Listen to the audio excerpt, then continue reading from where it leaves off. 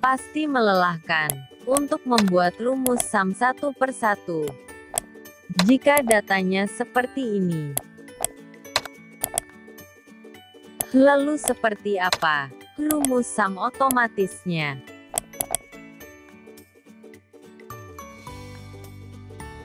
Kita gunakan logika if. Logical test. Jika sel A2 berisi teks total,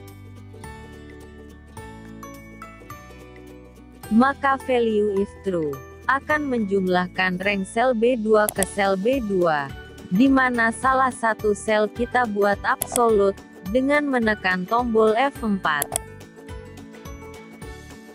dan dikurangi total rank sel C1 ke sel C1.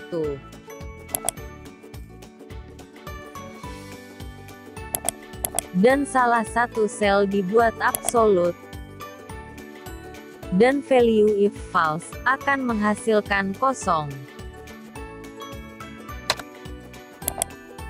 Tarik sis.